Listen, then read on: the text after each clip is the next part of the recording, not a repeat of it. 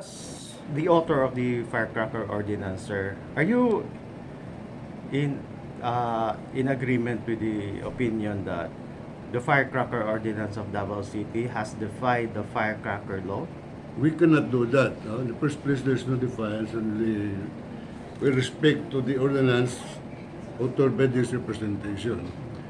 We provided in the ordinance that any manufacturing, vending of firecrackers or use of firecrackers is illegal and punishable.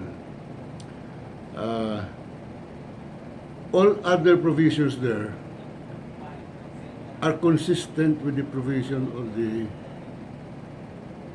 firecracker law. So, Only that the use is prohibited. so the only difference, sir, is that the use and the manufacturing, selling within the Davao City. Davao premises. City. That's the law. Yes. So it has not defied really the firecracker It's ordinance. not because if you manufacture in Davao City, then you are violating our ordinance. If you are vending or selling firecrackers in Davao City, then that is prohibited. Okay. So we are not violating or we are not ignoring the provision of the firecracker law. Pero yung sinasabi nila that the national law could not be superseded by the... And that is perfectly correct. But in the case of in our firecracker ordinance, we are not. We acknowledge the superiority of the law, the national law.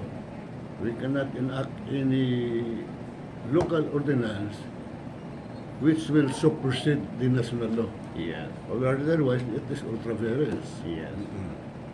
So, but yung firecracker ordinance has not been contested or questioned yet in any courts In Davao City, in Davao City or even in outside all over the country. I It can't has not remember been. any. I cannot remember. Pero are you ready to to defend it in case na merong magko-question sa Yes. We have studied do you it think you carefully. could? When we enacted that in 1994, we carefully studied the provision of the ordinance. And thanks God, it was implemented. And this year, again, is zero casualty. You know, before that ordinance, the city of Davao is appropriating 2,500,000 to answer the expenses, medical expenses of those victims of firecrackers, and to answer the hospitalization and damages of properties caused by firecracker. Now, for almost more than 10 years, with that amount was no longer appropriated. It's used for other purpose. So, shall we not welcome that? Yes, exactly. Yeah. Lastly, sir, ano opinion dun sa parang may growing clamor for a national law banning, prohibiting the I will be passing, in fact, by next session, a resolution to support that proposed national law banning firecrackers. You know, in Davao, we have one victim that prompted me, daughter. You know that his neck was almost amputated. Yes.